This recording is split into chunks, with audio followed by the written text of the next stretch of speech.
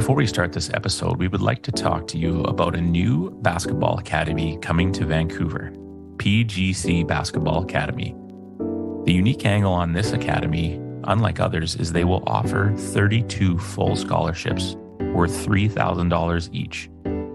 The plan is to have a U14, 15, 16, and 17 boys team coming up. More details to come. Tryouts will be coming in the spring, so stay tuned. We will get all that info to you as you can learn under such coaches as Bill Disbrow, Alex Devlin, and Lloyd Scrubb. PGC Basketball Academy will be committed to the community, to learning and growing the game. Now, let's get back to the episode.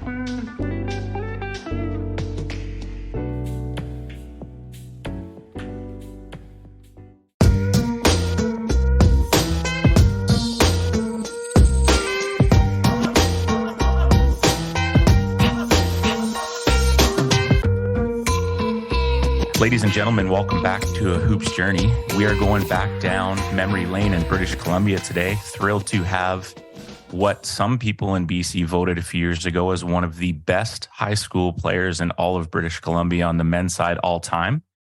And if you saw this guy play or know anything about his story, there would be no argument there. A gentleman who was kind of the catalyst behind getting the powerhouse Richmond Colts program going. A gentleman who back in the day ended up playing Division I when Division I wasn't really a thing.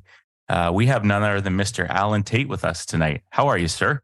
I'm doing awesome, Aaron. First of all, thank you for having me here. And I looked at a lot of the your comments on your site, right? And hang on one sec. This will be good. Do you want to say hi to Mr. Allen? Hi. Hi, how are you? Good. I heard a lot about you. What's your name? Do you know my name? No, but your dad told me that you might be coming in soon, and you did. So good for you. You did exactly what he thought you were going to do. Say good night. Good night. You have a good night's sleep. Hope you play good in soccer today. I got a special wing. Show me. The camera's right here. Oh, my goodness. Oh, my goodness. Good night. Good night. Have a good night's sleep. Bye-bye. Love you, buddy. Sleep tight. Aaron, you predicted it. That's an authentic homegrown podcast for you right there, pal. There you go. No, you predicted it, though. That was good. That was good. You got vision. Yeah. I thought I could see like the corner of my eye. I was like, oh, there's the door opened. Yeah. Oh, that's fun. No, that's great. I thought it was funny that you said it was going to happen and like a minute later, boom. You got it. Okay. 3, 2, 1. Ladies and gentlemen, welcome back to A Hoops Journey. We are having episode 103 here tonight, and we are super thrilled to go down memory lane in British Columbia, our home province of the podcast. A gentleman who, you know, if you know anything about his game and his story, and was voted on not long ago as one of the top 25, I believe, players in British Columbia at the high school level all time. A gentleman who was a catalyst in getting the powerhouse Richmond Colts going back in the early 80s and obviously for a few decades there. Back in a time, too, where going Division I wasn't really a thing up here in Canada, in our province. So I'm excited to hear more about that as well. In 1979, this gentleman averaged 25.75 a game and was a first-team All-Star. In 1980, his team finished third place, was the MVP, and averaged 37.25 points over 4 games. I'll let you just let that soak in as I introduce none other than, some might say, the best of them, Mr. Alan Tait. How are you, sir? I'm doing great, Aaron. First of all, thank you for having me. And I want to say to you that, you know, we met a couple of weeks ago, right, through a person that we both know. And I looked at your podcast. I listened to a couple of them. And I was super impressed with, some of the comments that people that listened to this said. And one kind of really stood out to me. It was a 16-year-old, I believe. He said, "You don't know who I am, but I really like your podcast. I really like to learn the gold nuggets. And I'm going to be on your podcast one time soon. And I think he gave you a 5, but I think that's awesome. So first of all, thank you for investing time and growing the sport, because it's a super cool sport. Yeah, no problem, man. And I appreciate those comments and appreciate you being with us. Starting in the pandemic and then getting back into family life and coaching life, I'm making myself feel guilty that we haven't been able to get as many episodes in the last little bit. But since Christmas, basketball season's been full on and family life. And so I don't apologize for that, but my heart definitely is sitting there wishing I had more opportunities to sit down with people like yourself. So trust me, I get just as excited to do it, and it is fulfilling for me. So we're filling many buckets, I would say, because it's crazy what basketball can do for you and what it can create memory wise and bond wise, which I'm sure we'll get into. Another thing, which I think we're allowed to talk about, because when this episode comes out, is you've had another big announcement for yourself. Do you want to take it away, or do you want to let me do my job and blabber for you? I'd say let you, because again, it's a privilege for me. And I feel, again, when I think of myself, I think I'm part of the Richmond community. You made a comment that I was a catalyst. I would say, I was an enabler of the catalyst, but there was people before me and people after me. Obviously, I got 2 brothers, Glenn and Brian. One won one BC championship, one won 2. And my second brother, Brian, he and when I say second, I got 3, but the second brother I talked about, he gave me one of his rings. I was the only brother that played basketball that never had a ring. So we came second and third, like you said. But again, it doesn't matter, right? It was just a great experience. And I'm just, again, I want to make sure I praise the people before me, because that's what brought me to basketball, right? And it starts with Bill Disborough, right? Coming from Burnaby or wherever he came from, and coming to Richmond. I guess it was the farmlands back in the day, and a lot of great people there and a great community. So it's just exciting. I feel privileged. For sure. And for those that don't know, Mr. Tait here has been nominated to the Basketball BC Hall of Fame. And I think the coolest part of that is someone out there in the universe has nominated you without your knowing, right? Yeah. So I think what that says is, like, you've left an impact somewhere. And I think just the way that you speaking already early in the episode here shows how much you understand team and how much you understand the importance of team and how the collective is what gets the job done. So somewhere along the way, someone felt it appropriate to nominate you, and then a committee felt like you were deserving. And anyone that knows your past knows that you are deserving. So congratulations and well done. When you got the call, how did it feel? Have you had some time to process? No, we I gotta talked be last honest, week, or yeah, I was a little emotional, right? Because I gotta be honest with you, Aaron, I thought it was you, because it was a 604 area code. Yeah. And we had misconnected, and I was in a conference where we had dinners and all that stuff that goes on. And, I got this call, and I picked it up, and it was like, "Hey, hi, Alan, this is John." And I said, "Hey, John." And I'm thinking telemarketer, right? That's what I'm thinking in my head, like, oh. And he said, yeah. I wanted you to be the first. They don't hear it, from other places, to congratulate on being inducted into the Hall of Fame. And it was an interesting moment, right? Because again, we've got a couple other Colts in there, and I'm just proud to be a Colt and be a member of the team and the community, and it was such a fun time. So I feel really fortunate for that to happen, and I'm proud of it, right? Obviously, I put my work in too, but it wasn't me. It was a lot of different people that enabled me. Sure. Awesome. Well, congratulations, man. And I know that'll be a special night to celebrate yourself and many people, like you've mentioned, that were involved. And let's get into it. Let's go back to those days.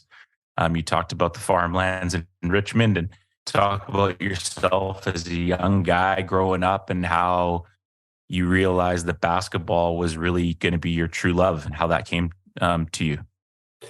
Well, again, you just, your son just came in here, right? The soccer guy, right? And yeah. So with my family, let me give you a timeout. I'll give you a funny story. So on Wednesdays, they play indoor. Oh, they do now? Yeah, they play indoor. And so they go, Saturdays is outdoor, Wednesday is indoor. Yeah. And I like that rule. I like that rule, by the way. Yeah. And on Wednesdays, we're finding whenever there's a water break, and he gets distracted pretty easily, he just picks up the soccer ball now and will shoot on the side hoop. So I'm like, and I don't push the game on him at all. He said that he wants to go into some camp, so we've signed him up for some stuff, but he just organically, because he's starting to come around the boys a little bit and see them at practice. And so, and the hoops, it's like an elementary school, right? So I thought you'd find that funny. Just the coach is always like, Eli, get over here. We got, and he's like working on his jumper. I'm like, oh yeah, well, I'm not going to stop him, but. Well, that's funny because you've got some questions on this, and I got one of the questions you asked me was, who do I think would be kind of cool to be on the podcast? And I got a couple names for you. I'm not going to tell you now, but I think it's more about being the parent, right, not the player. And when you're a player, right, you got this instinct, but you don't want to force your kids into anything. But I think that's awesome. Yeah, it's pretty funny. Yeah. So tell me more, man. Tell me about that life growing up and just being the young guy and how you figured it all out. Well, again, I'm from a family of 7. My mom and dad, and we got 5 kids, and I was the third. My sister, Margaret, she was a equestrian kind of horse person. Like, she really loved horses. We had farms across the street from us, and that was her passion. My older brother, Ron, he was a soccer player. That was his passion, right? And I played soccer. And you mentioned indoor and outdoor soccer, right? And I was a goalie playing in Richmond, and it sucked. It was cold. Your job was to get in front of the ball. Yeah. And it hurt. And so that stop it with any body part. Yeah. That was my first sport when I was young. And there was a gentleman named Mr. Kartner, who is his 2 sons, Randy and Mike. Mike Kartner, Randy Kartner. Mike Kartner. Yeah. They played for Steveston. Again, we'll get into Steveston. That's our arch rival. But they played for Steveston. Sure. And he started what they called mini basketball. And what mini basketball was for little kids, 3rd, 4th, 5th grades. And they had an 8-foot hoop, and you kind of played so you could actually score, and you could hit the hoop. And that's what really got me into it. First of all, it was warm, which I loved. And it was a friend of mine that got me into it. But I was pretty natural at the dribbling and the layups and that kind of stuff. So he was probably the first person that kind of enabled me to start playing basketball. And like I said, Mike and Randy, those guys were 2 really good players. And I think Mike was a coach. I think he just retired, actually. I think I saw it on Facebook. He just retired. Is that Dr. Mike Kartner, who was coaching at Terry Fox? Yes, of course. Yeah. What a guy. I got to play men's league with him. Yeah. No, he's a good man. Like I said, we were, obviously we were competitors, but again, Richmond Stevenson's it's a real, it's a really cool, that we respect each other, but we play hard and, we work hard, play hard kind of thing, right? Like, we all respect each other. We're all friends afterwards. And so that was probably the first enablement for me to play basketball. And again, being a soccer player, being a goalie, it was pretty natural for me to, I did both of them for a while, but that's what really first got me into basketball at a pretty young age, probably 4th, 5th grade. Mm-hmm. Yeah, it's funny. And it just takes kind of one parent, one coach to sort of create some sort of group where it gives people an opportunity. It goes from there. I mean, what an easy name, mini basketball, but there you go, right? And then all of a sudden you're creating these rivalries, and you're right. The Richmond, give my buddies from Richmond a hard time about it and be like, oh, whatever. And oh yeah, let me guess, it's always sunnier in Richmond and stuff. But it really is, in some ways, it kind of is its own little place, right? And then when you threw in the Dolphin Park and all that stuff, it just made it such a unique experience. And it's cool that you got to, and I can't wait to hear those rivalry stories. Basketball just naturally comes to you. Does it start to be like, this is my only thing, or did you stick with soccer? Did you play other sports? No, I actually played quite a few sports. I played soccer all the way through high school. I played volleyball, and I played badminton, believe it or not. Like me and a teammate, which we'll talk a little later, Danny Dennis, I won the Lower Mainlands in badminton when we were. Yeah, you did. Yeah, and we were the only white. Everyone was Asian, but us. Yeah, we were looking around. And it was a double thing, and we won it, so it was kind of fun. Yeah, those were kind of the sport. I didn't play hockey; it was too expensive. Right, we had too many kids in our family. And football, I kind of stayed away. Football wasn't the big thing till you got to high school. I mean, it was around, but again, it was cold outside, and not a big thing. So I never really got involved in that. So for me, it was more soccer and basketball growing up, and I played a few other sports. I did track, right, the 4x100 and all that kind of stuff growing up. But the two sports probably that kind of I played and enjoyed growing up were probably soccer and basketball. Mm-hmm. And then how did you decide that basketball was the thing? What junior high did you go to? Because I'm assuming Richmond High at this point is just 11, 12, right? No, it's funny because, back in the day, junior high was three years, right? Yeah. And again, going back to that Stevenson story, those guys all went to Hugh Boyd, and those guys won, I think, the BCs every year. So we got our ass kicked, right? Because where we played, we were at Jane Burnett. It wasn't really a big thing, Yeah. And I apologize if I shouldn't say that word. The ass kicked. No, you're good. No, but we lost all the time. They beat us every time, right? But that made us better, right? That was part of this evolution of, when I say Richmond, I'm talking Richmond, McNair, Stevenson, all those high schools. They beat us every time. And so we were kind of the bottom half of the junior high school team. Again, it wasn't a big thing with us. We didn't have the warm-ups. We had different teachers, coaches each year. It was kind of and I got to be honest, I had a little attitude back then. It's a funny story.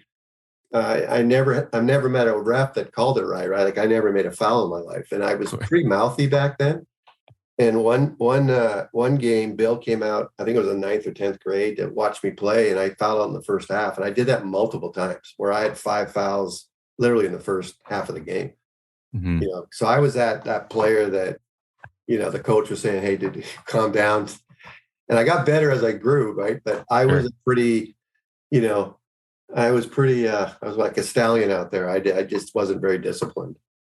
So was it discipline and also just like a fierce competition? Like, was the family competitive? Were you always battling with the brothers in the yard or downstairs, like playing soccer or wrestling or whatever? Like, was everything a competition back then? Yeah, usually it was football in the back, where we had the two fences, and every once in a while, if I got by my brother, he'd push me through the fence, and then my dad would get mad at us because I broke the fence. So it was that kind of, right. We broke a few windows, right, playing baseball or whatever. And but I was a little bit of the referee would say, if you say one more word, you're going to be out of the game, and I'd say word, that kind of guy, like stupid, right, just dumb stuff. How did you figure out how to channel that? Well, first of all, I think part of the, again, I went from this mini basketball to junior high, where we were good, and I was starting to still figure myself out a little bit, but part of, as most kids that age are, part of growing up in that environment back in the day in Richmond, when I was in probably the 9th and 10th grade, I started being able to go to open gyms and stuff. So I was playing with some of the Colts, and you get put in your place pretty quickly, right? And so I think that helped me, just playing with better people, and and learning how good you are, how bad you are, or what you need to work on. And it was a great environment because everyone was really helpful, and there were people that were there to help you and were there to also challenge you. So there was no free lane, if you will, but I think that helped. Back in the day, we had in Richmond in Richmond High, they had the new gym and the old gym, and everyone would come in, whoever wanted to play. It was open gym, no coaching, anything like that. But it was just, a lot of the vets and some people were 40, some were 30, some were 22. Guys like Bernie Glier, who played in the NFL, was like, he had already gone through, and he was there, and he's a BC Lion guy, right? And you're playing against him. And what happened there is everyone came in, everyone picked a team. And then if you won the game in the big gym, you're there. But if you lost, you had to go to the sidelines. And if there's 5 teams there, you had to wait for your turn to go to the old gym. And if you won that game, you came. So it was just that kind of environment where I think playing with more mature people, that kind of puts you in your place, and you got better really quick. And it was fun. It was a great time. Yeah, I think you touch on a lot of great things there as someone who's still involved with, the coaching the young kids, trying to push them to just step out of their comfort zone and do that, right? Like, go to the local colleges, go find an open gym where there's older guys, Unfortunately in the high school level, schools make it so hard in terms of like, I just couldn't imagine, a coach opening up a gym and having Right. different high schools of kids, because it'd be like, oh, you're pulling my kid or whatever it would be, Yeah. or just liability Insurance. Yeah. All that. Yeah, it's a different world, right? For sure. But you're right. You're the young guy. You can't come in and start yapping and begging for calls, or else you're one, that probably not going to be able to play again. Or two, you're going to get fouled every time you go to the hoop, right? Yep. So you learn quick. Yeah. No, it's true. And just the idea of just like, all right, if we lose this game, we're going to be sitting for a while, right? Depending how many people are there that night, right? You could be the fourth in line, and you got But some nights you were there at the winter gym all the time, which was awesome, right? So you had the good nights, the bad nights, the medium nights, and and it made you want to win the game. Mm-hmm. And within that, was it kind of like looking across the way down the road, looking at Steveston and kind of the success that they had? Was there some early on motivation to be able to, we want to compete with these guys, and in a couple of years, when we're in high school, we want to take them down. We want to beat them, right? Yeah, no, it definitely was. I mean, again, in that, at that time, I almost went to Hugh Boyd after they won, because I had some people talk to me, and I was kind of in that middle zone where I could go to one or the other. Mm-hmm. But it was hard for me to leave because of my teammates, right? It kind of went back to that. Mm-hmm. But I did watch them from a distance, if you will, and it was frustrating to lose to them. Like they beat us 10, 20 points every game. I mean, and it was just, they were more talented than us. It meant more to their school. They played, again, going back to mini basketball, they probably played, because in mini basketball, we got to a point where we were going to play Vancouver College and stuff, because they had kind of same type of program. So you're kind of on a road team. So you're playing more than, the 3 months of the year or whatever, right? It was kind of not a full year, but you're playing more. So I think just watching them, and then going back to playing in these open gyms with a tradition of the Richmond team, and and just getting to play more. I think that was probably the key, is playing more, playing against better people, right? Not playing 6 weeks or 8 weeks, whatever the season was, and just calling it a day and go to soccer and then go to whatever other sport you were playing. So it turned into, for me, it was my out. It was just something that was, I didn't think about anything else. It was, I go to school. Again, that's the other thing about, Richmond, I think no one did A, but not B. I mean, you were there to be a student, be part of the community, be part of the staff, and again, it was nothing more fun. I mean, it was something where everyone talked about it. And did you feel that as soon as you got to high school, or did it take some time for you to learn the ropes a bit, or was it just, it's funny, did it feel unique? My high school, my 11th grade, we had kind of a mixed team. We were half 12th graders. And, we had, again, when I think of Richmond, you've got the junior high, you got Steveston, which is the one school was Hugh Boyd that came into it. And those guys were all really, really good. And then you had McNair, which had another school that everyone came into that they were really good. We were kind of mixed up with the bottom three teams in junior high. Mm-hmm. So it was bringing those, the one from this group, the two from this group, the two from this group, and then bringing it together and gel it, and then working on your craft. Right. And no, I actually, and Doug, again, we'll talk about Doug a little later, but Doug he was kind of a mentor as far as he drove me around. I didn't have again, we had a lot of kids in our family. I didn't have a car, he always, I think he was assistant coach that first year. And he thought we could, like, there was teams like North Delta and some of these teams that were really, really good, right? So you saw them from afar. So you didn't really know how you could compete. And so the first part of the 11th grade, I didn't know. I was like, we were playing these teams that I thought would kill us. And we won some, we lost a couple, but that was the year we went to the finals. We lost Burnaby South. But going into that year, the first, say, 8 games, that was kind of the feeling out of, oh man, as each game you got a little more confident and say, hey, we can compete. Because again, when you go watch those things, when you're in 9th grade and you watch the BCs, right, they're like NBA guys, right? Yeah. These guys are big and quick. There's a lot of people. And so it definitely was, I think it was probably halfway through the season, we thought we were pretty good. Mm-hmm. And were you guys, was it the Coliseum at this point?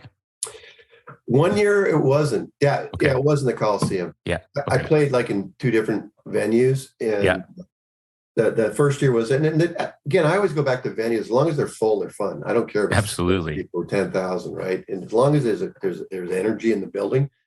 Um, but again, that year it was funny. We played Burnaby, we played them 5 times that year, right? So because we were in the same league and we had tournaments, we played each other, and they kicked our ass twice. We kicked their ass twice. And in the final, they kicked our ass again. So we never had a close game with them.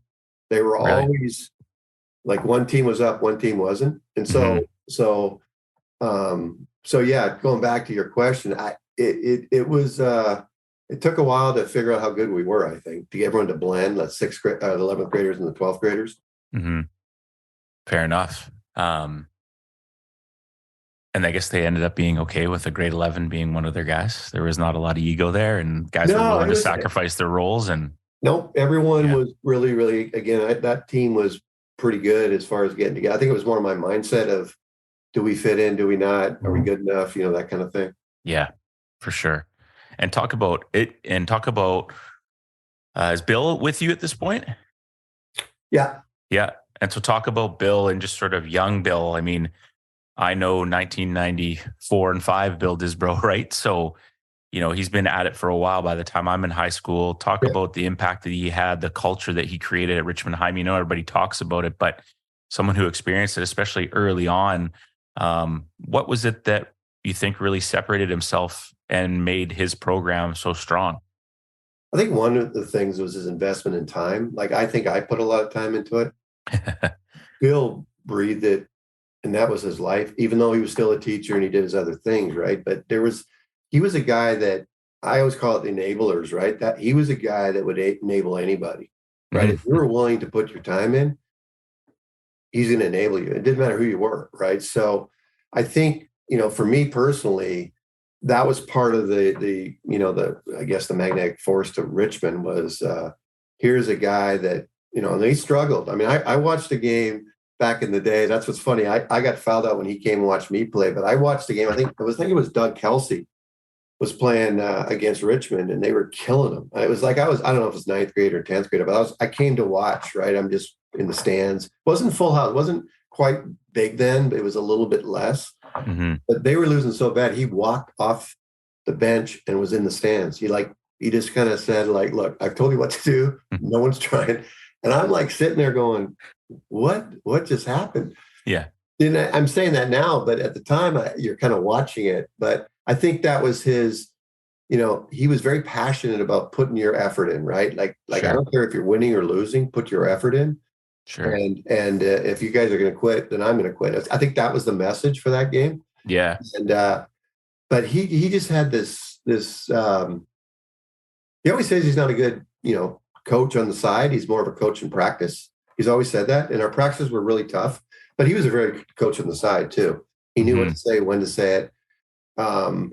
It was just one of those environments that I think, again, it's not just the team, it's the community. I mean, the community was totally into it. He marketed it very well in the school, and it became kind of a cool thing to do, right? So you knew you were going to a gym that was full of excitement, right? And so to his point, when you're practicing, you're kind of making sure you're kind of sharpening the saw, if you will, right, to make sure when you get to that game that you're ready to play. Mm-hmm. So, but he was amazing. He really was. Almost like ahead of his time in terms of that, almost like an American approach in terms of the cheerleaders, the fans, right? Like everything. He saw it as a whole entity, not just like let's have a good team. He saw everything that came with it, right? The staff involved, they're part of it. People scorekeeping, whatever. Everyone, like absolutely. you said community a dozen times already, and I don't think people really understand that side of it, right? Like they see the talent, they see the nice jerseys and the cool road trips and stuff, but there's so many other things that went behind it, I think, with Bill.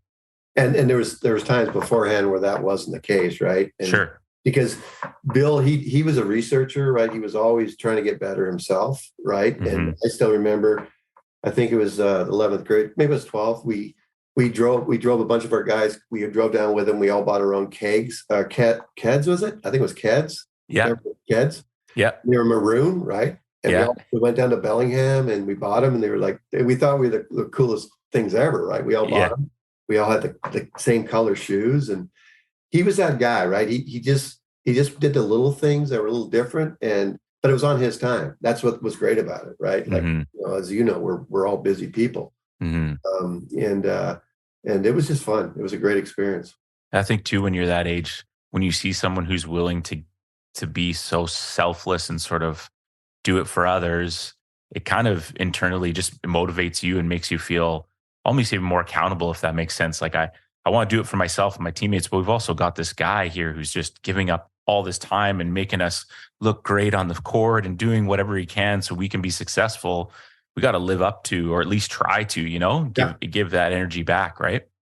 Yeah, he was definitely, he was really good psychologically. Sure. In other words, sometimes he'd be yelling, sometimes he would ignore you. But he knew when to pull the cords, if you will. Like, say we're all in again, I'm just making an example, but say you're all halftime and he just leaves. We're all sitting around like staring at each other, right? You started picking up on, okay, he's leaving because we're not listening, or, we weren't talking like that, but he just had a really good pulse of when to challenge and when to just leave you alone. Yeah. And obviously it's worked for him. Yeah. I mean, he's probably, those moments where, all right, there's nothing I can, we're mid-December right now. We're still figuring out, there's nothing I can say. Let's see if I leave here and will they talk to each other, right? And will they create some communication, right? All those little things and things that we don't understand when we're that age, but we're like, is he giving up on us? Or, it's like, yeah. Well, what's funny is, because he was a terrible basketball player. Yes. But he's a great coach, right? And I was a pretty decent basketball player, but I coached, and I couldn't coach. I knew it. It was younger years, right? I didn't get it, right? Part of it was just, why can't you do that? Because you knew you could do it, right? It was kind of that, you weren't saying that, but I think that's how you were thinking. Sure. So it's interesting, you see that in the NBA and stuff, where these great players try to coach and it doesn't work out, right? So I think he's kind of the opposite of that. I'm not saying I didn't watch him play, but I did play against him in those gyms sometimes, and he wasn't very good. So I can tell you he wasn't a good player. I mean, he wouldn't sit here and pretend like he was, though, right? I believe in his episode, he said he got cut and stuff. So, they laugh. They laugh.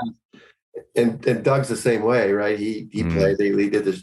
He's a shuffle defense guy that never jumps over an inch over he's just shuffling back and forth. Yeah. He did that. He was that guy.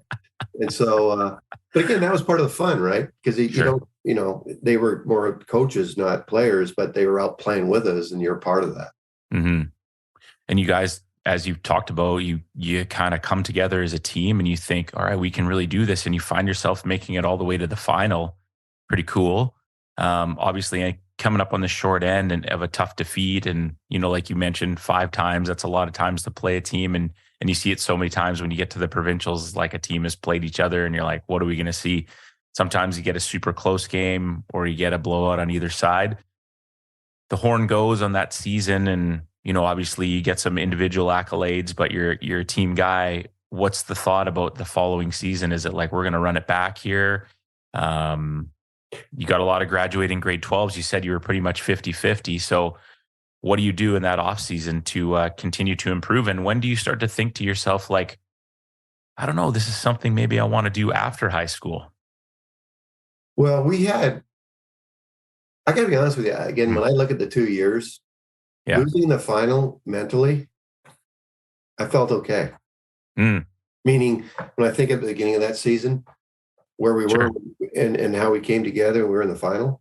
And again, we had beaten each other so many times, but that just wasn't our day that day, right? So it's not like, it's probably better losing by whatever we lost by versus 1, right?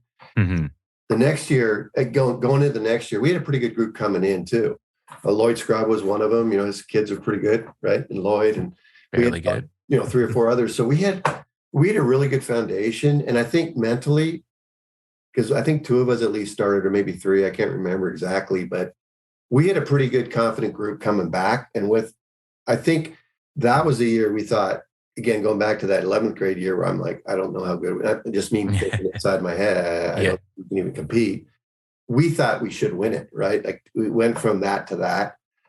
And in that year, my senior year, we had a great year. I mean, we did great, but we lost in the semis to Dutchess Park by 1 or 2 or something. That was way more emotionally, just because of your season was over and all the work you put in, but you expected to win versus the other time when, hey, we're just happy to be here. At least that's how I thought. I wasn't thinking that before the game, but after the game, it was like, hey, we had a great year, and it just wasn't as emotionally, negative to me internally as the next year when we lost. And then, that makes sense. Yeah. And then the we played expectations Stevenson the next day, right? And then on the third, fourth. No, when we lost to Dutchess, we played Stevenson the next game, right? Because they lost to whoever they were playing. For third? And that was probably the hardest get-up game because, it was one of those 2 p.m, 4, I don't know what it was. And Bill didn't want to lose, right? Because we had 3 teams from Richmond. I think McNair was there. We were there. And Stevenson was there. And it was kind of like, how do you get the guys back up, right? And we ended up winning the game. But boy, that was probably the from me personally trying to motivate myself to, go again after losing because you thought you were going to win it all. That was a tough game. Played and coached in a few of those, and it's almost harder to coach because you just don't know what to expect, and you can't blame the kids to still be hungover from the day before and thinking, man, we just left it all out there. What happened? And and like you say, you finish a 7:00 tip off, and you're done at 8:45, and you're tipping off at 2 the next day, and you got to get over the fact that you're not playing in the final, right? And so, what was the motivating factor in that? Was it because it was the crosstown rivals? Like if it was someone else, I think it was the purple and yellow uniforms. Yeah, the Packers. For sure. And again, I think the game was pretty slow starting off, but again, I think part of that competitiveness, we all chirped at each other a little bit. So kind of a little bit. Yeah. But it was both ways. Yeah. So I think that's what got us both, because they were probably disappointed too, right? Because they were a really good team. I think we were 4th that year when going into the tournament. I think Dutchess Park actually was 1. So they were supposed to beat us, but not in our minds, right? Because they were from up north, up in BC. So it's just because the one thing with BC when you're playing, right, you got your league, but you don't really know. Like back in 11th grade, there was good teams from the island, right? And you don't see them as much, right? And so you kind of know what you know with the people you know, but you don't know how your league is versus other leagues. And I don't know if that's changed, but that was probably always the hardest part, right? Yeah. I think what's changed is teams are now realize they've got to travel because for seeding and ranking, they've got to play, a tougher competition, and now everything is just streamed, right? Especially with COVID. Yeah. When schools went to YouTube, now it's like our every home game we had this year is streamed, and the provincials you can pay. It's like $12 and you can get all 4 tiers to watch the provincials now, right? So it's like everybody's seen each other by this point, but it's such a unique point, right? Because you're thinking you're playing against what's the standard. Like, hey, we just battled Burnaby South 5 times. How good could this team from Prince George be coming down? Exactly. And all of a sudden it's like, wow. They actually are legit, right? And coach is trying to do a quick scout. You're trying to figure out who they are, and you don't get to see them as much. And so it's a lot of that in-game, adapting, which is quite unique as opposed to today's game, for sure. Yeah. What can we say about the people at Parkside, especially our guy, Sam Payne? A huge supporter of basketball in our community. The gentleman does many things behind the scenes that people don't know about.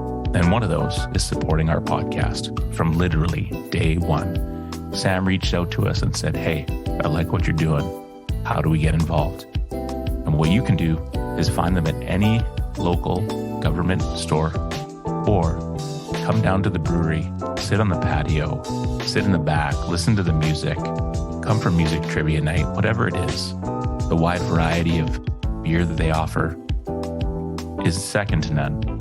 And Port Moody in the Brewers Row is a great place to be. We are so appreciative of Parkside Brewery, we can't even say it in enough words. Head down. We hope to see you Parkside. And if you can't, find a way to support because they do a lot for us. Cheers. Let's talk quickly, though. We have to touch on the fact, and I know you'll be humble about it, but you're one of less than a handful of gentlemen who have not won the BCs, and I think even finished 3rd and been the provincial MVP. That's pretty crazy, man. It's a pretty special feat. No, it was, but again, I go back to again, you feel good about it, right? But when you think about that year, I guess it was an upbringing from the disappointing of losing, right? Kind of thing. And as you know, it's team, right? It's a lot of different people. And I've been on both sides, and we'll talk about college later, right? So I've been the top of the mountain on my team and in the bottom, right? But we all have a role, right? And so, like there was guys feeding me the ball, there was people, and I was confident enough to shoot it, right? But I've been on the other side where I'm passing the ball because that guy's better than me and he can jump higher than me and all that stuff. So it was, it felt really good. But again, you don't know at the time what it meant, like you just said, usually MVP. I didn't think about MVPs or all-star. I mean, if I was going to be an all-star, that was great, right? Like that's pretty cool. But it was nice. I mean, I do admit that kind of brought me up a little bit. But again, I'll tell you, it's a little bit, right? I mean, sure. I'm super humble and on that kind of stuff. And yeah, it was just that again. I go back to that. We were in the final. We lost. I didn't really feel as bad, but next year. You kind of feel really bad because you felt like you should have won. And like I said, my brothers all won, and I didn't. Like, I did tell you, Brian gave me one of his rings, right? So I now have a ring. What's that like? Do they let you still know about it, or have they moved on? No, I think it was harder for them than me, to be honest with you. Yeah, really. Yeah. Because, I mean, to your point, I mean, you don't know what you don't know when you're there, right? But it was a lot of glamour of being there, even though you didn't know it was glamour, right? And then now they came in, they're always comparing, right? I think to me, it's harder than being the first, right? Because, but they showed me, right? Because they both won. But again, I don't look at it as they won, their team won. And I'm not saying we lost, but it kind of goes back to, I feel like I'm part of that. And I feel like the people before me were part of us, right? And so I always go back to, because there was a team before us, it was Emerson. They were in the BCs. They weren't in the finals or anything, but I remember watching those games when I was really 8th grade, 9th grade, right? And that was a big time deal, Richmond in the BCs, right? Just that being in the BCs. So I do believe it's an evolution. And then, I think our 2 years maybe started that real climb, with Bill and all. I think it won 5 or 6 or whatever he won. Yeah. But again, I think a lot of those kids watched, right? That's how you get better. Absolutely.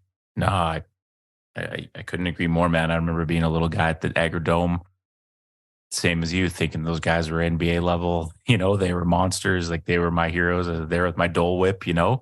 Wanted to be just like them, right? And then I think too, for people that have never got that close, you look back and reflect, and you realize like just how many things have to fall in place, right? Like one call, right? One call. Yeah. One call, one injury, one bad. Yeah. Like, just there's so many different things that just, the draw, like if someone on your draw gets knocked out early, it changes things, or whatever it is. Like, there's just so many things that have to fall in line. And I think, especially when you're talking about dynasties like Richmond, where it seemed like making the provincial final was just a thing you did. Yeah. Takes a lot. It really does. And especially when you get yourself on that map, like you say, you guys change your perspective from first year, grade 11. It's like, okay, wow, we made the final. And then it's like, well, we think we can win it, but also everybody knows we think we can win it. So everyone's giving us their best shot every night. And that takes a lot. It's exhausting. And I think you have to have good competitive teams just to make semifinals and stuff. Yeah, 100%. Right. Because how many teams are the best team, but they lose, right? Like, it happens all the time. So I think the fun part's growing it. The hard part's keeping it. Right. Yeah. Boom. Take them to church, sir. How does one go about getting recruited to Oregon State in 1980? What is that process like, and how does it happen for you? And were there other schools? And take us through how you decided that that's where you're going to go. That's a great question. So I had, you get all the, again, it's a different world, right? You don't have the internet and all that stuff, right? So I had a ton of letters, like hundreds of letters from people, right? Because people know. But Jimmy Anderson was the assistant coach at Oregon State that came to the BCs. I think it was my senior year. So he actually flew, from Oregon down. And how long was he at Oregon State? Oh, a long time. He played there. He was an assistant there, and he was a head coach. He's still around. He's a great guy. Okay. Because I went to Oregon State basketball camp when I was, yeah, he's been I want to around. say grade 7 or 8. I feel like he was the main speaker there and was the main guy. Yeah. No, Yeah. Jimmy is probably, kind of a lot like Bill. He's one of my mentors, right? As far as, bringing you in, challenging you, make you better. But he flew down and I bonded with him. He was the only person that actually, again, he couldn't say much or talk much based on the rules and stuff, but I knew he was there. And, I don't remember I knew he was there, but I did. But I only took 3 trips. I went to Montana. Okay. Which they were pretty deep. I had no idea why, but I did. And I went to Houston, which had what do they call them? Slam Jamma. Slam Jamma. Yeah. I went there. And so my trips were those 2. And then I went to Corvallis. And I just felt Corvallis, it sounds corny, but it was very similar to Richmond. Like it was a smaller community. They were number 1 in the nation the year before. Right. And so they had all these people. So again, it kind of goes back to that privilege, like going, I said to myself, because obviously I was talking to UBC, SFU, those kind of schools, which that was my dilemma, right? Do I leave or do I stay? And I think I said to myself, I'd rather go and fail, right? But no, I tried than stay, and maybe say maybe I should have, right? And kind of that kind of mindset. Not that love it, man. It was just mindset of just experiencing, first of all, getting out of the house, getting out of Richmond. And not that it was negative to be there, but just kind of, I don't know. I was always big into watching the college football or college baseball and college basketball and on TV. And I felt like I wanted to try it, right? It just felt like I don't say bigger time, but it felt more energetic, right? Full stadiums. And again, when I went to Oregon State, we sold out every game. There were people camped out the night before with tents and stuff. So it was a blast. I mean, I had an absolute blast. Now, it wasn't easy. It wasn't easy because I was the 12th man on a 15-man team. Again, I had, I think 4 or 5 or 6 NBA guys that I played with, right? And so you became pretty average pretty quick. Yeah. But it was, I never changed anything I did, but that's kind of was my mindset. And I struggled with it a little bit of leaving versus staying. But I think at the end, it was just kind of like, I want to see if I can do it. Yeah. And then if you take the basketball out of it, how much did you grow? Like you're just probably a different human being by the end of it all, Absolutely. right? Like, and so I think to be vulnerable like that and to actually process that, where does that come from at 17 years old? Who are you leaning on? Is it the bros? Is it parents? Is it someone else? Is it a coach? Like that's a lot for you to process and figure out. And I mean, to have that mindset is awesome, man. I mean, it's going to lead to success in life, regardless of what you choose to do. I love it. Well, you can say, like you talked a little bit earlier about Bill, right? How he was American and like that's his. So I was doing that kind of stuff, meaning I was going to Sonic games. I was, and so that could be part of it, to say, but again, I don't remember him ever saying to me, you should do X or Y. I think I was kind of think through it, understand it, and make a decision and then stick with it. Right. But I do, part of and I don't know if we want to get into that right now, but part of it, I remember, it's your episode, my friend. Oh, you can get into anything you want. Go for it. No, I remember because I went there and I knew it was a great team. Right. And that summer after my freshman year, I came back. I was going to the Canada games. I was on the BC team. Your coach was one of them, Chambers. He was one of the coaches. Oh, yeah? Yeah, he was one of the coaches. And when I say I blew up my knee, I've never been injured in my whole career. I was practicing over in the island, and I went for a layup, and my knee went over, and I had cartilage damage. So I didn't get to go to the Canada games. And so that was my freshman year, just after my freshman year of college. And I came back and our coach was Ralph Miller, which is kind of a legend, right, in basketball. He coached at Iowa and a couple other places, but at the time he was like the most winningest coach, very, very direct, kind of, like Bill. And when I came back, I got my knee, I got operated on, came back, and he said to me, look, and this is exactly what I said. He goes, you weren't the quickest guy on the team when you were here before your knee, So I'm here to kind of offer you, if you want to, take you to another place. In other words, in a nice way, say, you're not going to make it here, go over here, and you still have a scholarship. And I still remember that because I said to myself, I'm staying, I'm going to try, right? Like if I don't make it, I don't make it. But I just didn't want to give up. Yeah. And so that I still remember that as one of those times in my life where for the first time he kind of said, you're not good enough, right? Like you're not good enough. Not that he didn't say it like that, but that's how Yeah. And that's kind of one of those times in your life where you're thinking, what do I do? Yeah. And so it was interesting because that was kind of the first time out of my whole career that I've ever been hurt. Like I've had sprained ankles or something, but nothing ever at that level. Also that moment of, all right, this is the machine of Division I basketball, but also this is what I signed up for. I told myself I was going to go for it, right? And to still bet on yourself, I think is huge. So then what did you do? You rehabbed, got yourself ready, walked into campus knowing that you had to prove yourself every day. How'd you go about that?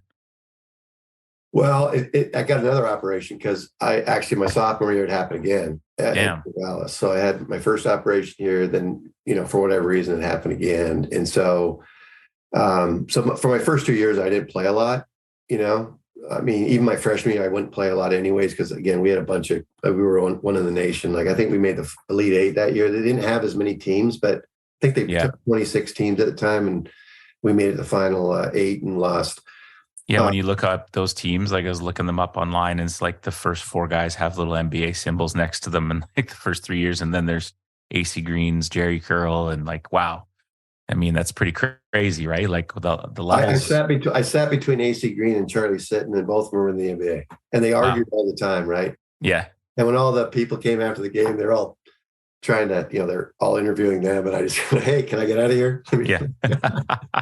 So it was a blast. But what's a practice like with those guys? Let's pause for a sec. Take us through like how competitive is practice? Was it? I think I'll take it back to that. At Richmond, you're the guy. And I'm on the scout team, right? Yeah. My job though is to be, Foster or these guys from UCLA, and so you go into a room and they walk you through the other team's offense and what you need to do, right? Even if it's you shoot it every time, don't care if you miss it. That's what the guy does, so you do it. And so it was again, you're part of the team, right? If you don't get them ready for the game, we could lose. If you get them ready for the game, we lose. So it kind of goes back to that team effort, right? Like even if you're not playing, you're part of it, right? You better practice strong. You better be there ready to go. And it's funny because sometimes anyone that's played basketball, when you're relaxed, it's a lot easier. Sometimes in the scout team, it was easier when you're playing a game full of a gym, right? Just light it up. So you can light it up and looking at Ray Bloom or Mark Radford or Lester Connor, you're staring at him and going, dude. Yeah. Speed Guard me. Yes. Guard me, buddy. Yeah. So it was intense. Like you said, even practice, man, just Ralph used to do, he was very competitive. When I say competitive, redundant in his practice.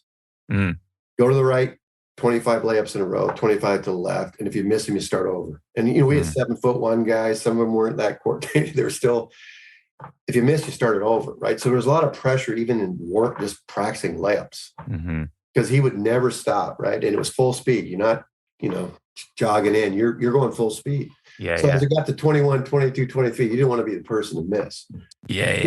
So his practices were very scripted, but there was a reason for each piece of it, and it really prepared you for the game. So when you're in the game, nothing really surprised you. Interesting. Almost that. But I mean, you've given some good examples about Bill sort of getting ready for that mental warfare already, right? That sort of those challenges. It's like, I've got to be able to fight through this, or I might be back home playing at SFU and UBC, and that's no disrespect, but I'm down at big time basketball here, and I better have the mental side to go with it, Well, you hit it on the head, Aaron. I think the mental side of anything we didn't really talk about ever till the last 10, 20 years, right? Like used to be something you don't talk about. Yeah. If you're playing football or whatever, like don't know water, get tough, right?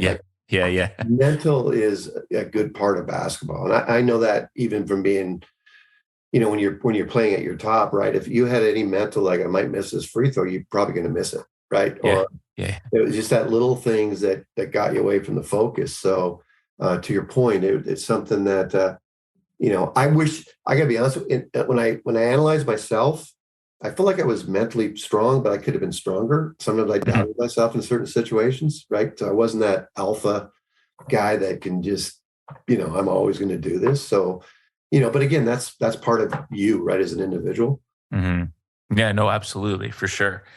And I think that's what life's about, right? You go through experiences and you reflect on them, and then you learn from them and you adapt whatever it is that okay, well, I don't want to do that again. Maybe it's not basketball, maybe it's in business or life or whatever, right? But I think that's why we go through those things so we can grow from them, Yep. I mean, you must look back at those years though, like the tournament runs and just the guys you got to play with, high level basketball. What comes to mind for you right away? Like, is it the team? Is it just the whole experience? And Experience.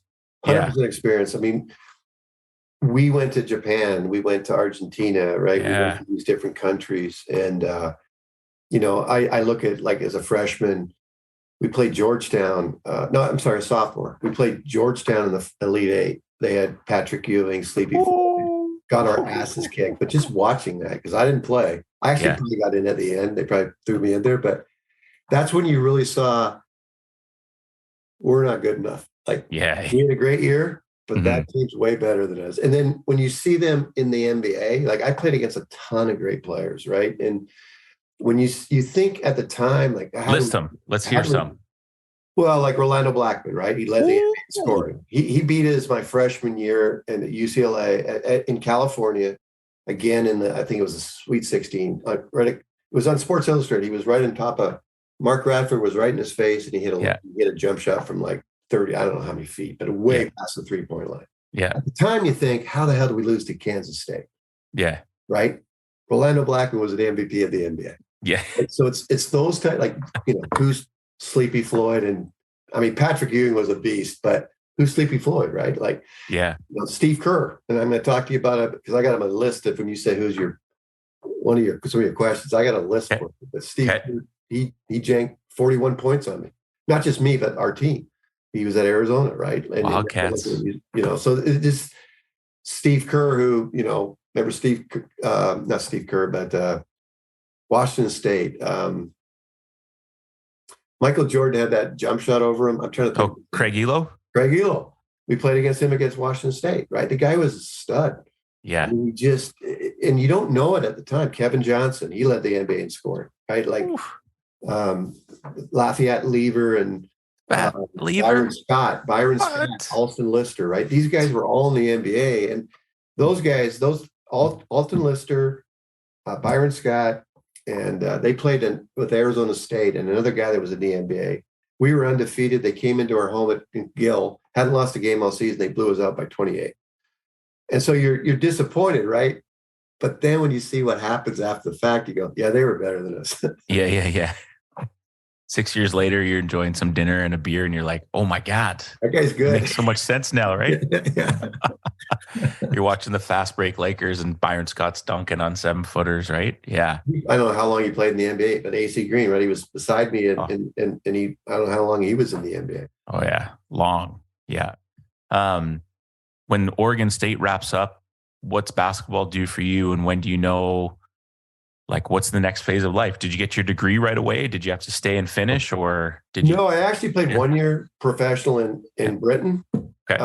I played in Scotland for a company in Edinburgh. And so, but it took me 5 years to get through school.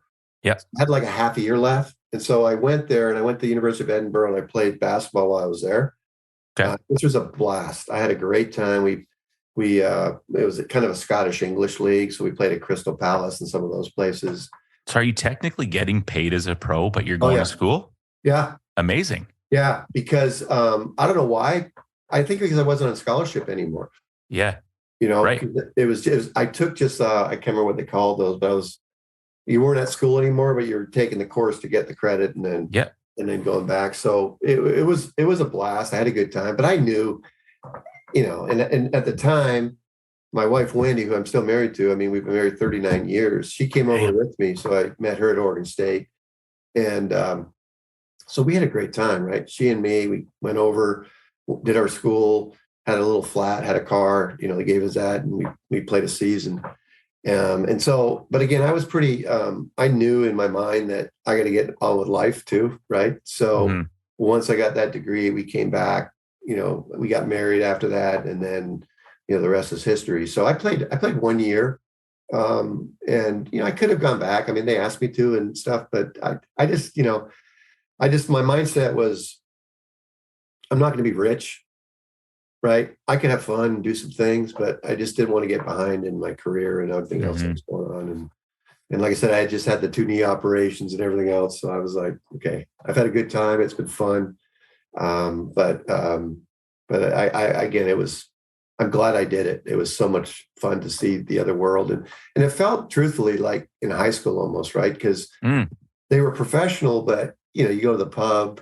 A couple of them, I believe, they smoked at halftime, right? Because Scottish have a lot of smokers. And so on our team, we had you had to have X amount of locals, and then you could have imports, right? So the locals were all just people they worked and they came and played. And and then we went from there, but it was a blast. That's awesome.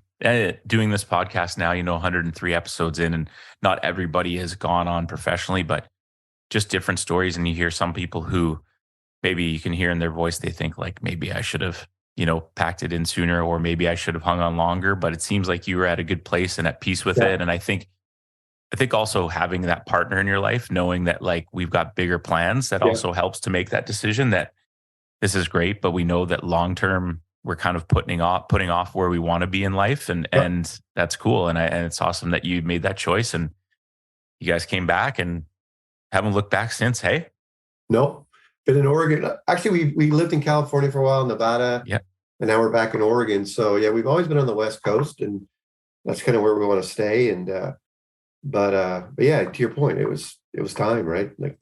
Next venture. Oregon's beautiful.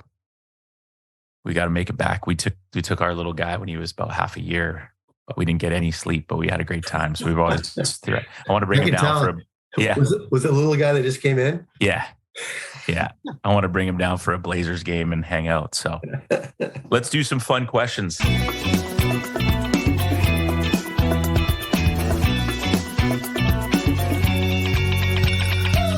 I did some homework on this too, and so I love it. I love it. I might go right and left. I love it. But I go all over the place, so be ready. I'm ready. I hope your font's big enough. All right, let's get right to it. Okay. You finish, whatever. You're cutting the grass. You get a little bit of a hankering. There's a big game on TV. Maybe Oregon State's playing. You make a quick run to the store. What bag of chips are you getting? Oh, that you changed the question, because the best chips are Old Dutch salt and vinegar boxes. Yep. That's the best chip. I'll do Lay's. If I'm here cutting the lawn, I got to get the Lay's. But the best chip is the Old Dutch salt and vinegar. And to go along with that, the best chocolate bar, crunchy. Ooh, I like it. And the best cheeseburger in the world. You ready for this one? You know what it is. Double O cheeseburger from White Spot. Yes. Right? Now think of that as a meal. Think of that as a meal. Double O cheeseburger at White Spot with the salt and vinegar potato chips for dessert to crunchy. I love how you said box too. Are you talking about the box with the plastic bag inside? Yes, 2 of them. Yes, the 2, right? Yeah. This man is a veteran, ladies and gentlemen. He knows. And my wife's from Saskatchewan, and so whenever her family is here, all her brothers and sisters, it's like, can we go to White Spot? Because they don't have it there, right? They can't get enough. We have to go. It's crazy. Well, I love the potato chips so much. My Aunt Liz and Uncle Peter used to make me babysit. When I say make me, ask me to, because they only live a mile away. Yeah. And I got paid very well per hour, but I get all the potato chips I could eat. You want, yeah. And they'd come home and it'd be 2 boxes gone. It's classic. And the crunchy, hey? Oh, I love the crunchy. Mars is right in there, the Mars bar. Okay, I'm a big chocolate caramel guy. I feel you on that. I like the crunch. I like how it kind of sticks in your teeth after a little bit. I like that. Yeah, it's what you don't get it many places, right? It's unique. Yeah. I love it. He took it to the next level, folks. I appreciate that. He's not here to just give us one. He's just gave us his whole food take. Right. Okay. I threw you off, didn't I? No, I love it. I love it. Keeping me on my toes. Who have been some of the most important people in your life? Okay, that's kind of a trick question, right? Because you got to start with your mom and dad and your family, right? Your wife, your kids. Yeah. Right? And, so I'm going to start there. We already talked, my mom was the glue of our family. And she took us all around, did all our stuff. Again, I've been married with Wendy for 39 years and we got great kids. And so you start there. But if I linked it to basketball, I would tell you at a young age, it was Mr. Carter, right? For mini basketball. And then you go to Bill, right? Obviously that was he was probably the biggest enabler for me. Right. Because he just did so much for me as far as opening gyms, teaching me, getting the community and our group together, and working with us. Right. And so he was really important. Dougie was really important to me. Doug Beers. He took me a lot of places. So I don't know if you know this, but he was a superstar in baseball at a young age. Really? He played at Gilmore. That's where elementary school. Yeah, of course. He was a pitcher, and he blew out his arm though because he threw a lot of junk. But as a little kid, I was 3 years or 4 years younger than him. I'd look at him and go, "Man, that guy's good. He's an athlete." Wow. But he only played like another year because his whole arm. I don't know. He was doing the stuff you're not supposed to throw at.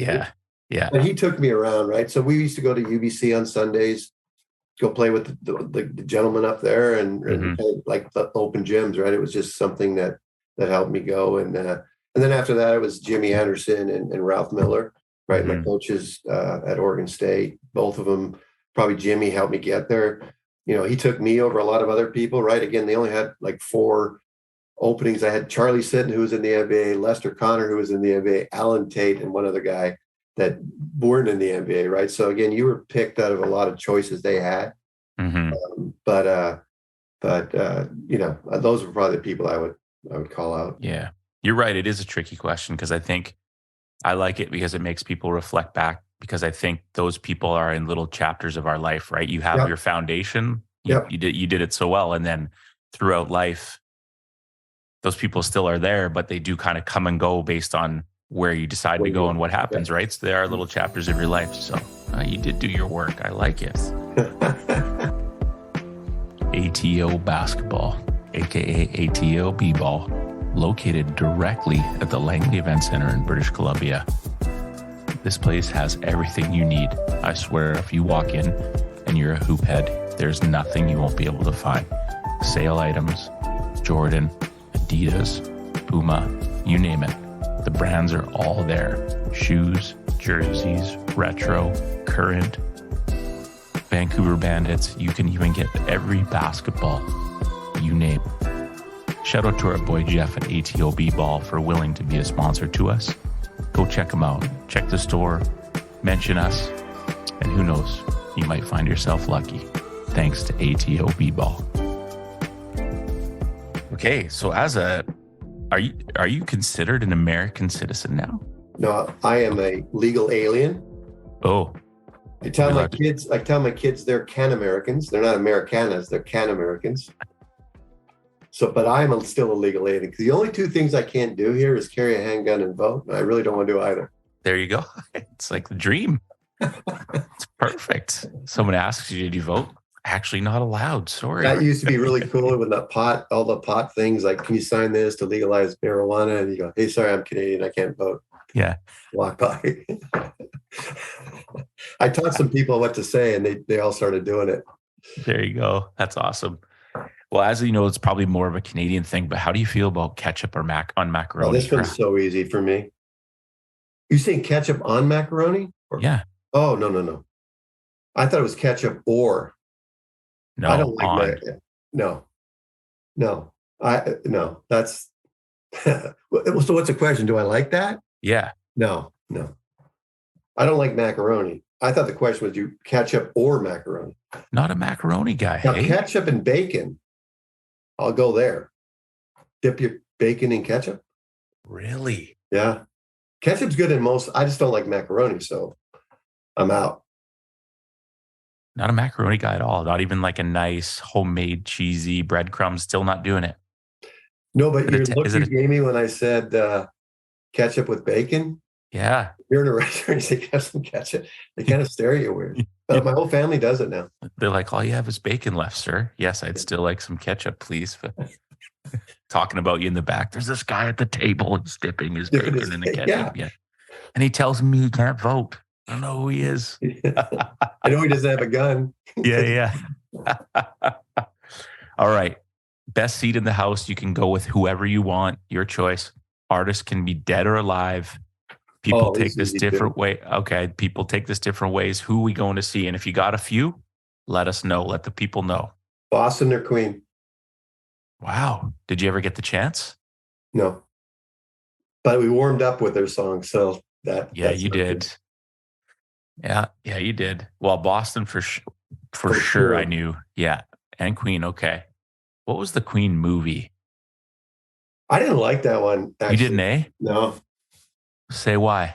I like action. I like feeling good movie kind of things. I just really liked the end with the concert. All I could think about was like, imagine being there. Imagine being there. Wow. Okay. Boston, you can't go wrong with Boston, though. No. Although you gotta listen to friggin' Foreplay Long Time. It's like an 8-minute song. That's when we were that's before we jumped out of the. Yep. You got it. You're getting all jacked up. You're like, hey. Okay, so you said movies. You like action. Let's get into it. Are you books or movies, or do you like both? No, I'm not a book. I don't have I don't have an attention span to I forget what I read. Kind of that guy. So I got to be like quick and easy. And so I wrote down a bunch of movies, and I got a top 3. Yes. You ready? Born ready. All right. So I got Indiana Jones. You can't go wrong, right? No, you can't. Okay, that's one of them. Die Hard. Oh. Okay, now what's the controversy? Is it a Christmas movie? They always ask that. Yeah, it's always a Christmas movie, right? Yeah, going to a Christmas party. Yeah. And then here's the one I think that's my favorite. Grease. Little Olivia Newton-John back in the day. Wow, okay. Olivia Newton-John. That's my crush when I was young. I don't see your wife standing on the stairs. So that's she knows. Good. Yeah. She knows, hey? Yeah. I had a 39 years, she probably knows. Yeah. Olivia Newton-John. Before you get out of bed, she probably already knows what's coming from you, the BS coming from you for the day. So, wow. Ladies and gentlemen, we don't do video here on Hoops Journey, but when he did mention Olivia, he had a little bit of a childish smirk there. You could see it. It all came back. That was good. You could tell there's something there. All right. That's a good variety. Yeah, it's funny because you can go back to all sorts of movies, right? And because I can't remember a lot of things, so I kind of Googled the top 100 and thought through it. But God, I just love good movies that just make you feel good. Yeah, you don't go home like, what happened, who died, and who did it, and all that stuff. Yeah. All those other movies that I just like those kind of movies. Awesome. Couple more. Do you have like a best teammate or an all-time teammate team? If you could like go back to it, or guys that just stood out to you. Okay, I got another list. You ready? Yeah, I am. I love it. Because first of all, did you handwrite this too? Let's see. No, I typed it. Oh, even better. On the computer. Podcast. Yeah. No, I did research. I told you I did research. Yeah, I respect it. And I looked at you. I saw a picture of you coaching. You looked a lot like Disbro. The arms were like this, and you looked a little upset. I don't know what happened, but similar body types too, right? Yeah, similar hairstyles. Oh, wow. All right. That's fired my way. Yeah. So first of all, okay. I don't think, and I'm being really honest, I don't remember a teammate I didn't like, right? Like I cannot, if you said to me, who don't you like? I don't know if I could come up with one. Okay. And I don't mean that, like I literally cannot think of someone I just didn't want to go to practice with or games with. So I came up with a list, right? So here's my list. Okay. The largest tenure teammate, in other words, the person I played the most with was Danny Dennis.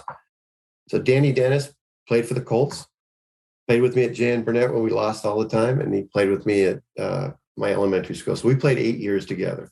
Awesome. Okay. So he's my longest tenured teammate. The only teammate that was also a competitor. You know who that is? Greg Wiltshire. Oh, yeah. So Greg Wiltshire, he played for Parkland Panthers. Yeah. We beat them in the BC. So just so you know, we did beat them. No In way. the Vancouver Sun, he was called the Greece Goddess or Greece God because he was the 6'10" dude from the island. Sure. Then he went to Idaho, I think it was JC, and then he went to Oregon State for 1 year, and then he transferred to U of A. But I think that's the only player that I ever played against and played with on a team. Wow. He's a good player, hey? Well, yeah. Funny guy, too. Do you know him? Really? No, don't know him. He's a funny guy. Yeah. Most talented teammate that I ever played with. Okay. You can guess that one? You mentioned his name earlier on. AC Green. Gotta be AC. Yeah. He was that dude that I don't care what, all the lines and stairs and run for him, never got tired. Really? Never got tired, always smiling and just so athletic. And I've never seen a guy like him. And I played with some good players and played against them, but that dude was just, the tank never was empty. So that's my best player. So the player that lit me up for 42, I told you that already, Steve Kerr. He played for Arizona. Man, he was a beast. Oh man, the dude could shoot. And it wasn't Remember just they used to chant about his dad and stuff because his dad died. That was crazy. I remember watching those games. This was a year after that happened. Okay. That we played him, and we played him in Arizona, and he lit us up. And Ralph was pissed off because he tried all of us on him, and none of us could stop him. The guy could just shoot from anywhere. And then my last one, which is kind of going back to that team, right? The most unselfish teammate ever. His name was Rooster. So I got to get his name out there because he'll like this. His name Gary Parker. We called him Rooster because he had red hair. But do you remember Jim Mills? Yeah. So Jim Mills was a football guy. He hated basketball, but he was on that team that both of those guys were on the team that we lost in the finals. So we had a great year. Yeah. Millsy would foul out and he didn't want to play the reason he didn't want to play is it's like what he loved to do was hit people, right? He played for the Indianapolis Colts. He played for the BC Lions. Mm-hmm. So part of his strategy was to foul, right? So he could go relax for a while. Gary Parker, and I'm telling you, this dude, I think he only played the senior year, worked his butt off, was so happy just to get the jersey, right? And his whole job was when Millsy got his foul, he was like his wingman. You go in, you play as long as you can, stir it up, get some rebounds, get a few lay-ins. Yeah. But he was kind of the same way. He'd foul out quickly too. So I always said between the two of them, they had 10 fouls. Yeah. And usually by the end of the game, we had one of them that are still ready to go. But I would tell you, he was one of those guys that it was fun to watch him grow. And when he got that jersey, he was happy to be on the team and stuff. And yeah. he was also, he was part of the team, right? Like he did a lot of stuff for us, but and never complained, right? Like, why don't I start? Why don't I do this? Why don't I do that? So that's my list. Amazing. If I'm being honest, most detailed I've heard. Very well done. Well thought out. I love it. We need a few roosters on our teams. Yeah, no, everybody right? needs a rooster. Yeah. For sure. All right. Last question. But the biggest thing is you've got to help us get this person on. Who's someone that you would like to? One. No, you got You got a few? Okay, good. So, hey? Here's my thought. Again, I looked through all your, there's some great stuff there, right? But you made a comment about, you were talking about your child, say, hey, he kind of plays basketball. I don't want to get him into it. So I got two guys that I know that have really, really good kids. Okay. One of them's Lloyd Scrub. Okay. Two, right? He's got two kids that were really good. I think all Indians, all whatever, Yeah. And then the other one is Greg Wiltshire. His son, he was here in Oregon. He was a Gonzaga guy. Oh, yeah. And my thought would be both on talking about the journey of parenting a basketball player, even though they've been basketball players. Like, how did you do it? Did you go the right, the left? And I think that'd be kind of cool for people that have young kids that have played basketball. I agree. And both kids who have the Scrub boys have seen it all, but also kind of going from the Canadian perspective, national team to playing overseas. Yep. And then Kyle, who's kind of was a D1 guy. I think he was at Kentucky too, right? Yeah, he was Kentucky, and then he transferred to Gonzaga. I think they won it. Yeah. I tell you, here he played for a Jesuit. They won 3 state titles. Championships in a row. So he was good. Yeah. He Is his good. dad still around in Oregon? Yeah, I think he is. Yeah. I haven't talked. I used to talk to him quite a bit, but I know I can connect with him. And all the UVic guys will know. I'm sure there's people there that would For sure know him too. But I just think that would be kind of fun to have both their perspectives, because they could be totally different, right? Absolutely. You know, did you Different approaches? Did they just do it? How did you do it? When did you know? All that kind of stuff. I love it. All right, let's make it happen, man. Those are two great names. That'd be awesome. Listen, we really appreciate you being with us tonight. That was super fun. I hope you had a good time. As you know, as we wrap it up here and before we let you go, is there anything swirling around in your brain? Any last reflections or thoughts? You gave some really good insight, and I appreciate the stories and appreciate the pride and the end of the podcast questions. Some people kind of just go through those quickly. They were thorough in detail, right? Well done. So any last reflections before we let you go, sir? No, again, I want to say again, congratulations on this podcast. I think it's really cool. And this was fun. The first time I've ever done a podcast. Awesome. I'm super excited to be there in May, right, for that ceremony. And hopefully maybe I get to meet you when I'm there or something. We can have a beer or something. That would be a pleasure. We're looking forward to that, just to get to see old friends and family and et cetera, et cetera. But it was funny. It was fun to talk about it, right? Because you don't really sit around and talk about this stuff. Mm-hmm. And I just love your perspective and your humble approach, and always team guy. And I think it says a lot about you, and probably has led to a lot of success in your life. And we wish you nothing but continued health and happiness. And yeah, I'll be around in May, and I would love to. I when that gets announced, maybe I'll snag a ticket and we can get Disbro to pay the bill or whatever. But actually, he will. He's always been good at that kind of stuff. So yeah. I don't know what beers he was. He's got the short arm. He won't find it. He's not allowed to own a gun, ladies and gentlemen, but there have been some shots fired in this episode at me, my hairline, and others. So what a pleasure. As someone who grew up idolizing high school basketball, having the opportunity to be a part of it and now coach it.